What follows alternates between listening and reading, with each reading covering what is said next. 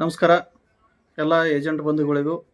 ಕರ್ನಾಟಕದ ರಾಜ್ಯದಲ್ಲಿರುವಂಥ ಪ್ರತಿ ಜಿಲ್ಲೆಯ ಎಲ್ಲ ಏಜೆಂಟ್ರಿಗೂ ಹಾಗೂ ಜಿಲ್ಲಾಧ್ಯಕ್ಷರಿಗೂ, ಜಿಲ್ಲಾ ಉಪಾಧ್ಯಕ್ಷರಿಗೂ, ತಾಲೂಕು ಅಧ್ಯಕ್ಷರಿಗೂ, ಕಾರ್ಯದರ್ಶಿಗಳಿಗೂ ಹಾಗೂ ಎಲ್ಲ ಏಜೆಂಟ್ ಬಂಧುವರುಗಳು ನನ್ನ ನಮಸ್ಕಾರಗಳು.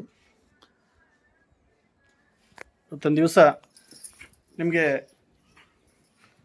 ಪ್ರತಿಯೊಬ್ಬರಿಗೂ ವಿಷಯ ತಿಳಿಸೋಣ ಅಂತ ನಾನು ವಿಡಿಯೋ ಕಾಲ್ ಮಾಡಿದ್ದೀನಿ. ಈಗಾಗಲೇ ಪ್ರತಿಯೊಂದು ಜಿಲ್ಲೆಯಲ್ಲಿ 1-2-3 ಜಿಲ್ಲೆ ಬಿಟ್ಟರೆ ಪ್ರತಿಯೊಂದು ಜಿಲ್ಲೆಯಲ್ಲಿ ಎಲ್ಲ ಕಡೆಯೂ ಕೌಂಟರ್ ಸ್ಟಾರ್ಟ್ ಆಗಿದೆ. ಗ್ರಾಹಕರು ತಮ್ಮ ದಾಖಲಾತಿಗಳನ್ನು ಜಮಾ ಮಾಡ್ತಾ ಇದ್ದಾರೆ. ಏಜೆಂಟರು ಕೂಡ ರಿಲೀಫ್ ಆಗಿದ್ದಾರೆ. ಆದರೆ ಇನ್ನು ಮುಂದಿನ ಕೆಲಸ ಇನ್ನೂ ಬಾಕಿ ಇದೆ.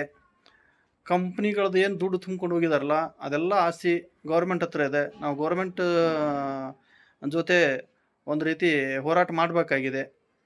ಆ ಹೋರಾಟ ಮಾಡಿ ದುಡ್ಡು ತೆಗಿಸ್ಬೇಕಾಗಿದೆ. ಇನ್ನು ಮುಂದೆ ಯಾವ್ಯಾವ ಜಿಲ್ಲೆಯಲ್ಲಿ ಎಲ್ಲ ದಾಖಲಾತಿಗಳು ಪೂರ್ಣವಾಗಿ ನೀವು ಜಮಾ ಮಾಡಿದಿರೋ ಅಲ್ಲಿ ಜಿಲ್ಲಾಧಿಕಾರಿಗಳಿಗೆ ನಾವು ಲೆಟ್ರ್ ಕೊಟ್ಟು ಅವರಿಗೆ ಮುಂದಿನ ವಿಚಾರ ಏನು ಅಂತ ಕೇಳಬೇಕಾಗಿದೆ. ಯಾವ ರೀತಿ ಕೊಡ್ತಾರೆ ಅಂತ ಕೇಳಬೇಕಾಗಿದೆ. ಸೊ ಎಲ್ಲ ಲೆಟ್ರ್ ಮುಖಾಂತರ ಕೆಲಸ ಆಗ್ತವೆ. ಪ್ರತಿಯೊಂದು ಜಿಲ್ಲಾದಲ್ಲಿ ಜಿಲ್ಲಾಧ್ಯಕ್ಷರು ತಮ್ಮ ಪ್ರಯತ್ನದಿಂದ ಎಲ್ಲ ಏಜೆಂಟ್ರನ್ನು ಮತ್ತು ಗ್ರಾಹಕರನ್ನು ಒಟ್ಟುಗೂಡಿಸಿ ಒಂದು ದೊಡ್ಡ ಪ್ರಮಾಣದ ಒಂದು ಮೀಟಿಂಗ್ನ ಅರೇಂಜ್ ಮಾಡ್ಬೇಕಂತ ತಮ್ಮಲ್ಲಿ ಕೇಳ್ಕೊತಾ ಇದ್ದೀನಿ. ಈಗಾಗಲೇ ಬಾಗಲಕೋಟೆ ಮತ್ತು ಗದಗ ಈ ಜಿಲ್ಲೆಗಳಲ್ಲಿ ತಯಾರಿ ನಡೆದಿದೆ. ಪ್ರತಿಯೊಂದು ತಾಲೂಕಲ್ಲಿ ಮೀಟಿಂಗ್ ತಗೋತಾ ಇದ್ದಾರೆ. ಆಮೇಲೆ ಜಿಲ್ಲಾ ಮಟ್ಟದಲ್ಲಿ 10,000 ಜನಸಂಖ್ಯೆ ಕೂಡಿಸಿ ಒಂದು ಬೃಹತ್ ಮೀಟಿಂಗ್ ಮಾಡೋಣ ಅಂತೇಳಿ ಅವ್ರು ನಿಯೋಜನೆ ಹಾಕ್ಕೊಂಡಿದ್ದಾರೆ. ಬಾಗಲಕೋಟೆ ಮತ್ತು ಗದಗದಲ್ಲಿ ಎಲ್ಲ ಜಿಲ್ಲಾದವರು ಇದೇ ರೀತಿ ಮಾಡ್ಕೊಂಡು ಹೋದರೆ ಸಾಕಷ್ಟು ಜನ ನಮಗೆ ಸಪೋರ್ಟ್ ಮಾಡ್ದಂಗೆ ಆಗುತ್ತೆ. ಆ ಸಪೋರ್ಟ್ದಿಂದನೇ ಕೆಲಸ ಆಗುತ್ತೆ. ಇವತ್ತಿನವರೆಗೂ ಕೌಂಟ್ರ್ ಓಪನ್ ಆಗಿದೆ, ದಾಖಲಾತಿಗಳು ಜಮಾ ಮಾಡಿದರೆ ಓಕೆ. ದುಡ್ಡು ತೆಗಿಬೇಕಾದ್ರೆ ಸರ್ಕಾರ ಸುಮ್ಮನೆ ಕೊಡಲ್ಲ. ಸರ್ಕಾರಕ್ಕೆ ನಾವು ಒತ್ತಡ ಹಾಕಬೇಕಾಗುತ್ತೆ. ಒತ್ತಡ ಹಾಕಬೇಕಾಗತ್ತಂದರೆ ಜನಸಂಖ್ಯೆ, ನಮಗೆ ಜನರ ಬೆಂಬಲ ಸಾಕಷ್ಟು ಬೇಕಾಗುತ್ತೆ. ನೀವು ಸಾವಿರಾರು ಸಂಖ್ಯೆಯಲ್ಲಿ ಎಲ್ಲರೂ ಕೂಡಿ ಒಕ್ಕಟ್ಟಾಗಿ ನಮಗೆ ಕೈ ಜೋಡಿಸಿದ್ದೆ ಆದರೆ ಆದಷ್ಟು ಬೇಗ ದುಡ್ಡು ತೆಗೆಯುವಲ್ಲಿ ನೀವು ಎಲ್ಲರೂ ಯಶಸ್ವಿ ಆಗ್ತೀವಿ. ಇದಕ್ಕೆ ನಾವು ಒಬ್ಬರೇ ಮಾಡಿದ್ರೆ ಆಗಲ್ಲ. ನೀವು ಸಾವಿರಾರು ಸಂಖ್ಯೆಯಲ್ಲಿ ನೀವೆಲ್ಲರೂ ಕೂಡಿ ನಮಗೆ ಸಪೋರ್ಟ್ ಕೊಡಬೇಕಾಗತ್ತೆ. ನೀವು ಸಪೋರ್ಟ್ ಕೊಟ್ಟರೆ ಮಾತ್ರ ಕೆಲಸ ಸಂಪೂರ್ಣವಾಗಿ ನಿಮಗೆ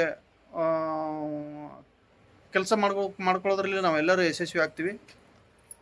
ಪ್ರತಿಯೊಂದು ಜಿಲ್ಲೆಯಲ್ಲಿ ನೀವೆಲ್ಲರೂ ಕೂಡಿ ಸಹಕಾರ ಕೊಡಬೇಕು. ನಿಮ್ಮ ಜಿಲ್ಲಾಧ್ಯಕ್ಷರಿಗೆ ಸಹಕಾರ ಕೊಟ್ಟು ನೀವೆಲ್ಲರೂ ಕೂಡಿ 1 ಅಥವಾ 2 ಮೀಟಿಂಗ್ ಅಷ್ಟೇ ಮಾಡೋಣ. ನಾವು ಜಿಲ್ಲೆಯಲ್ಲಿ ಹೆಚ್ಚಿಗೆ ಬೇಡ. 1 ಅಥವಾ 2 ಮೀಟಿಂಗ್ ಮಾಡೋದ್ರಲ್ಲೇ ನಾವೆಲ್ಲರೂ ಯಶಸ್ವಿ ಆಗ್ತೀವಿ ಅಂತ ನಾನು ಅಂದ್ಕೊಂಡಿದ್ದೀನಿ. ಹಾಗೆ ಡಿಸೆಂಬರ್ವರೆಗೆ ನಿಮಗೆ ಕೌಂಟ್ರ್ ಮಾಡಿಕೊಡ್ತೀನಿ ಅಂತ ಒಂದು ನಿಮ್ಗೆ ಆಶ್ವಾಸನೆ ಕೊಟ್ಟಿದ್ದೆವು. ಅದೇ ಥರ ಡಿಸೆಂಬರ್ ಒಳಗಡೆ ಎಲ್ಲ ಕಡೆ ಕೌಂಟ್ರ್ ಮಾಡಿದ್ದೀವೋ. 2024 ಒಳಗೆ ದುಡ್ಡು ತೆಗಿಸೋಣ ಅಂತ ಒಂದು ಟಾರ್ಗೆಟ್ ಇಟ್ಕೊಂಡಿದ್ವಿ. ಆ ದೇವ್ರ ಇಚ್ಛೆ ಇದ್ದರೆ 2024 ಮುಗಿಯೋದ್ರೊಳಗೆ ದುಡ್ಡು ತೆಗಿಸೋಂಥ ಪ್ರಯತ್ನ ಮಾಡೋಣ ಅಂತೇಳಿ ನಾನು ಅಂದ್ಕೊಂಡಿದ್ದೀನಿ. ದಯವಿಟ್ಟು ನನಗೆ ಎಲ್ಲರ ಸಹಕಾರ ಬೇಕು. ಎಲ್ಲ ಏಜೆಂಟ್ರು, ಎಲ್ಲ ಸೀನಿಯರ್ಸದು ಸಹಕಾರ ಬೇಕು. ಇಲ್ಲಿವರೆಗೆ ಎಲ್ಲ ಕಂಪ್ನಿಯ ಸೀನಿಯರ್ಸ್ಗಳು ಮತ್ತು ಏಜೆಂಟ್ರು ನಮಗೆ ಸಹಕಾರ ಕೊಟ್ಟಿದ್ದಾರೆ. ಇನ್ನು ಮುಂದೆ ಕೂಡ ಅತಿ ಹೆಚ್ಚಿನ ಸಹಕಾರ ಎಲ್ಲರ ಕಡೆಯಿಂದ ನಾನು ಬೇಕು ಅಂತ ನಾನು ಬಯಸ್ತಾ ಇದ್ದೀನಿ.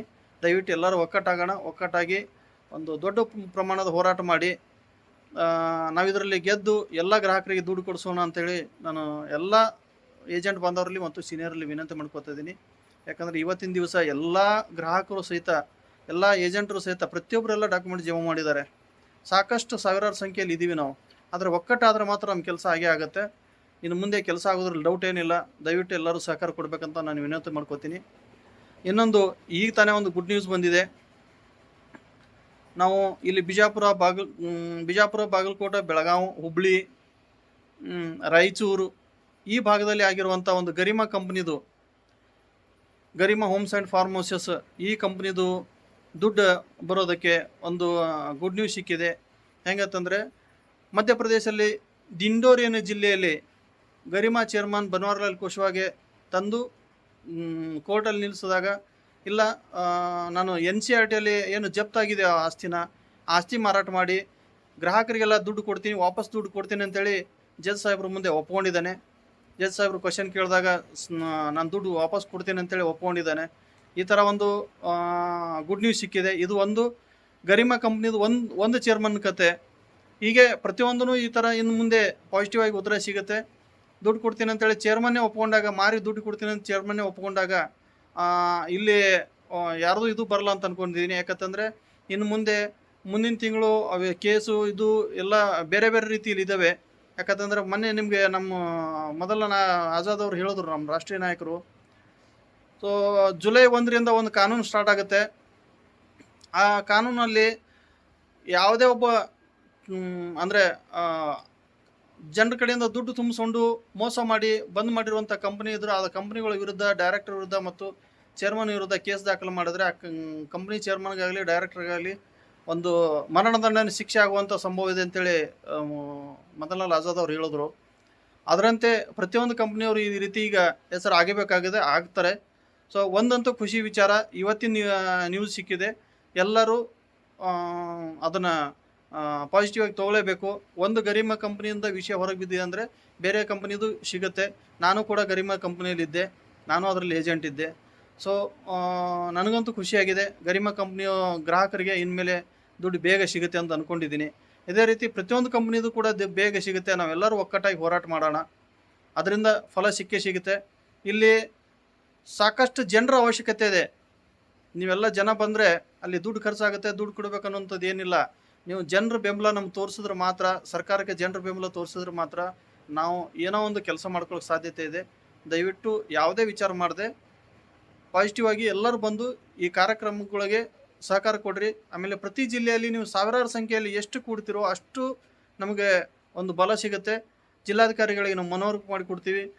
ಪೇಪರ್ ಆಗಲಿ, ಮೀಡಿಯಾದವರಾಗಲಿ, ಇನ್ನು ಮುಂದೆ ಆಟೋಮೆಟಿಕ್ಕಾಗಿ ನಾವು ಸಾವಿರಾರು ಸಂಖ್ಯೆಯಲ್ಲಿ ಕೂಡಿದಾಗ ಅಲ್ಲಿ ಬಂದೇ ಬರ್ತಾರೆ. ಇದೆಲ್ಲ ಪಬ್ಲಿಷ್ ಆಗುತ್ತೆ. ಯಾವ ರೀತಿ ಯಾಕೆ ಮಾಡ್ತಿದ್ದೀವಿ ಅನ್ನೋದು ಎಲ್ಲ ಕಡೆ ಗೊತ್ತಾಗುತ್ತೆ. ದಯವಿಟ್ಟು ಎಲ್ಲರೂ ಇದಕ್ಕೆ ಸಹಕರಿಸಬೇಕು. ಎಲ್ಲ ಜಿಲ್ಲೆಯಲ್ಲಿ ಕೂಡ ಈ ರೀತಿ ತಯಾರಿ ಆಗ್ಬೇಕಂತೇಳಿ ನಾನು ತಮ್ಮಲ್ಲಿ ಕಳಕಳಿ ವಿನಂತಿ ಮಾಡ್ಕೋತೀನಿ. ठगी पीड़ित जमाकर्ता परिवार संघटने निमगो